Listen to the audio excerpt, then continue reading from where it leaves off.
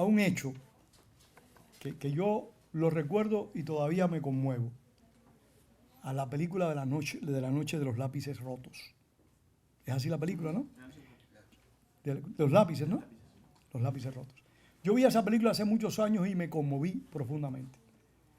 Igual que vi Desaparecido, la de Jack Lemmon, sobre los desaparecidos en Chile.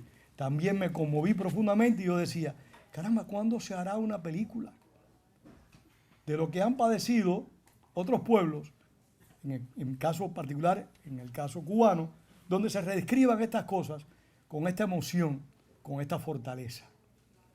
Y Agustín me ha hecho ver que yo fui un tonto al comprar la película La Noche de los Lápices. Dice así Agustín. Yo me leí tu libro en noche y media. Me fascinó, me encantó. No puedo hacer referencia, pero habrás visto todo lo que tengo aquí. No puedo hacer referencia a todo eso porque ya me dijo que teníamos muy poco tiempo. Dice así. Con honestidad y efectuando un homenaje respetuoso a su hermana muerta en la guerra revolucionaria, el ex montonero Jorge Falcone, hermano de Claudia, la coprotagonista de la historia, o sea, de La Noche de los Lápices Rotos, encarnada en la película por la actriz Vita Escadró, empieza a clarificar la cuestión. Mi hermana no era una chica ingenua que peleaba por el boleto estudiantil. Un mito. Ella era toda una militante convencida. Ni María Claudia ni yo militábamos por moda. Nuestra casa fue una escuela de lucha. La construcción ideológica de María Falcone y de quienes les hablan no fue libresca. Nadie nos usó y nadie nos pagó. No fuimos perejiles, como dice la película de Héctor Olivera. Fuimos a la conquista de la vida o de la muerte, dejando constancia de las razones reales de la detención de su hermana. Jorge Falcone agrega, en el departamento donde cayó mi hermana se guardaba el arsenal de la UES de La Plata. Mi hermana no cayó solamente por el boleto secundario. La compañera María Clara era su responsable. No se agarraron a los tiros con el pelotón que los fue a buscar para no hacer, perdonando la expresión, pero tú la escribes, para no hacer mierda a los vecinos en un edificio del departamento, no porque no querían o no podían. Esto rompe esa gran farsa de las víctimas, porque la extrema izquierda, y tu labor por eso es particularmente importante, ha utilizado el victimario, la victimología, como un elemento importante de su discurso. Y en todas partes, desde Evo Morales hasta Hugo Chávez, a Fidel Castro, a Rafael Correa, todos son sujetos de atentados. Siempre una gran potencia les adversa y los quiere destruir. Y estas personas, en el periodo insurreccional, en la etapa en la que ellos mataban, pero que no querían ser matados, porque eso es un aspecto, cuando yo te disparo, yo debo esperar que tú me dispares. Porque hemos estado envueltos en procesos violentos, no podemos tirar flores y esperar que nos tiren flores. Estos jóvenes, en base a sus convicciones, en base a sus ideales, no estoy cuestionando ni valorando. Simplemente en base a lo que ellos creían, ellos actuaron. Las autoridades, en base a lo que creían y defendían, también actuaron. Lamentablemente, estos tipos de actuaciones, y lo seguimos viendo a través del mundo hasta el día de hoy, pues siguen causando bajas dolorosas, inolvidables, que ponen en familia luto, en la sociedad pena, pero realidades que no podemos olvidar. Dice, mi hermana no era una caperucita roja a la que se tragó el lobo, haciendo referencia a los militares. Era una militante revolucionaria, era miliciana. El miliciano no era un tipo que podía revolear una molotov en un acto relámpago. También podía hacer una acción de apoyo en un acto militar de mayor envergadura.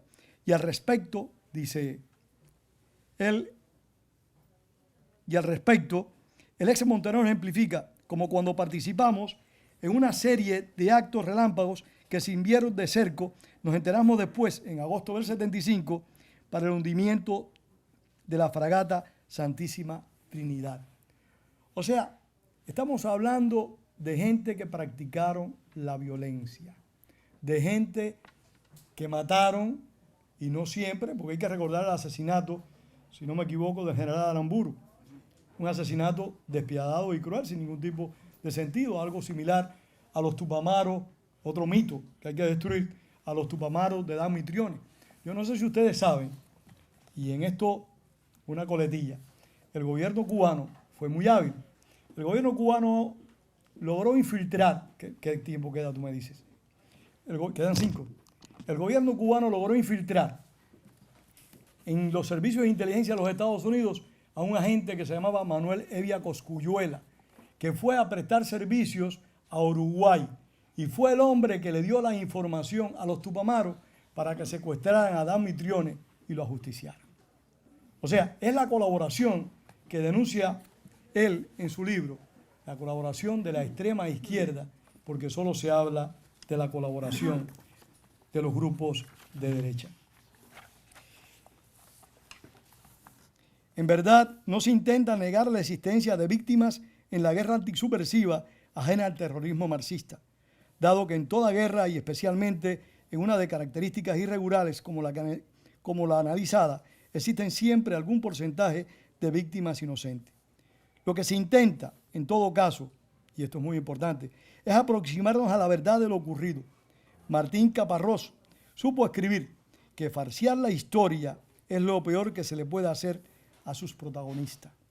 Una forma de volver a desaparecer a los desaparecidos. Y ese es, para mí, el punto clave. El odio no nos lleva y no nos conduce a ningún lugar, pero la verdad sí. La verdad nos lleva al respeto. La verdad nos lleva a defender en lo que creemos, no solo a nosotros, sino también a los que están en el otro lado, a los que están frente a nosotros. Por lo tanto, si nosotros decimos la verdad, tal vez esos que quieren ocultarla la digan también. Y no se olviden, los desaparecidos de ellos ni los nuestros, ni los mártires de ellos ni los nuestros. Muchas gracias.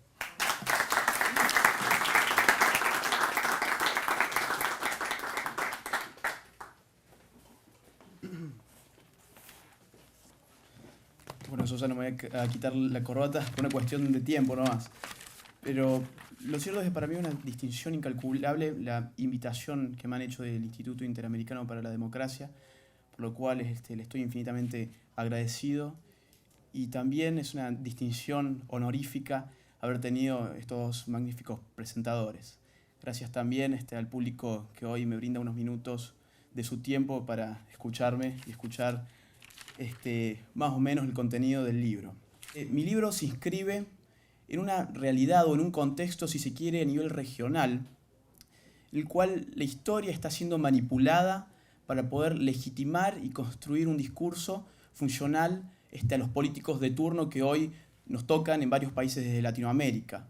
Esta es una tesis que se puede apreciar muy bien en uno de los últimos libros de Oppenheimer, que vive aquí, me han comentado.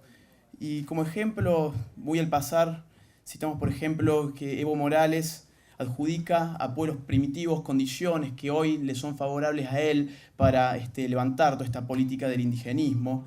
Hugo Chávez, por ejemplo, que le hace decir a Bolívar cuestiones, digamos, lo que él quiere decir para legitimar su proyecto revolucionario del socialismo del siglo XXI. Y en Argentina pasa lo mismo, pero con las cuestiones que tienen que ver con la década del 70.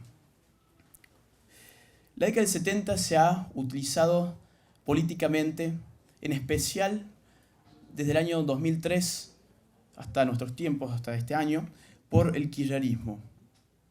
El kirchnerismo subió con un vacío discursivo muy grande, subió con un origen muy débil, con 22% de los votos.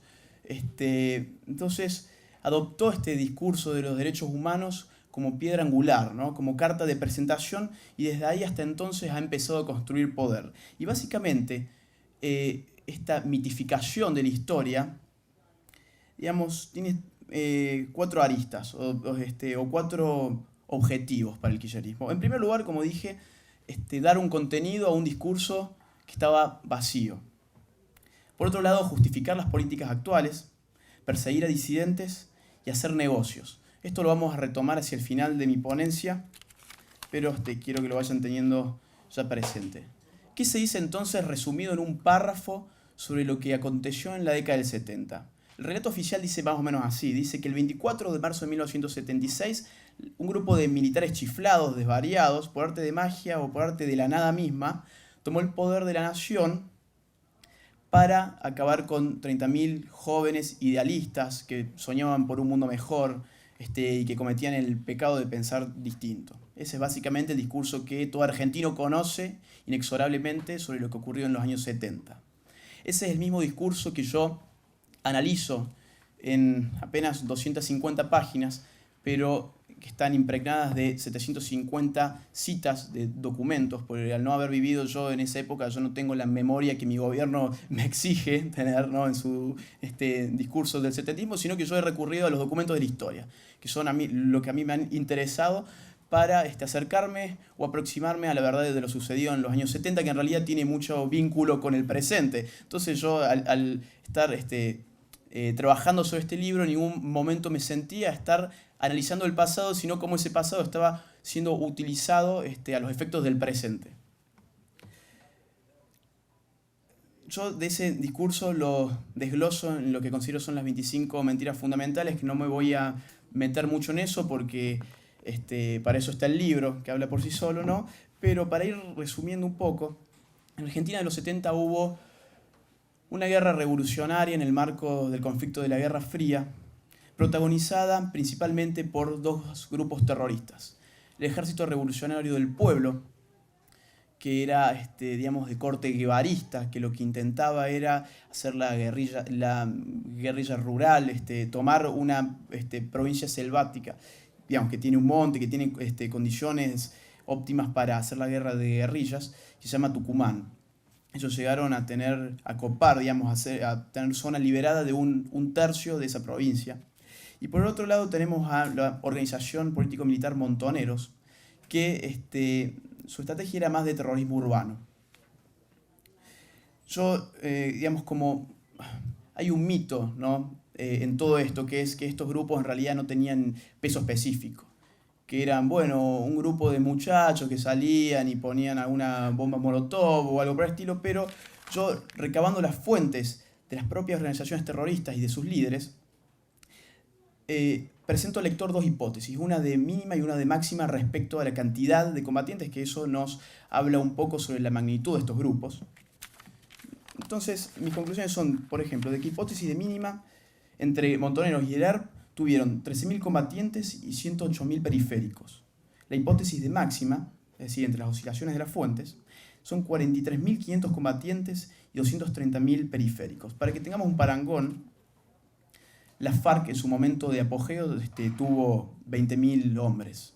Es decir, era un conflicto armado de características serias para la República Argentina. Esa guerra hoy es desconocida. Esa guerra hoy es analizada, digamos, con la escala de valores actuales, pero la historia no se puede estudiar de esa manera. Es, digamos, como intentar reproducir un CD en un tocadiscos, ¿no? Hay que ver la historia con los lentes que se veía en ese entonces. Y en ese entonces lo cierto es que la sociedad civil consideraba de que Argentina estaba viviendo una guerra, y eso se puede apreciar yendo a la fuente de los diarios, de las declaraciones de los políticos. También fue reconocida la guerra de manera expresa por las mismas organizaciones terroristas, por otro lado por las Fuerzas Armadas, y finalmente fue reconocida por la justicia argentina en el año 1985 en el marco del juicio de las juntas militares. Estos son datos que se ocultan porque si uno tiene en cuenta que la norma en una guerra es matar o morir, entonces el juicio que podamos hacer sobre la década del 70 va a ser contrario de cabo a rabo a lo que se quiere imponer desde el kirchnerismo. Como bien señaló Pedro, trato en mi libro lo que fueron, también para demostrar un poco la magnitud de estos grupos terroristas, las conexiones internacionales. En el caso del Ejército Revolucionario del Pueblo, fue parte de la Junta Coordinadora Revolucionaria, que estuvo integrado por el MIR de Chile, el ELN de Bolivia y por los Tupamaros de Uruguay. Esta junta estaba representada en nombre del ERP por quien fue el subsecretario de Derechos Humanos de la Nación hasta hace poco tiempo, Rodolfo Matarolo, para que se den cuenta, ¿no?, cómo los roles terminan siendo paradójicos.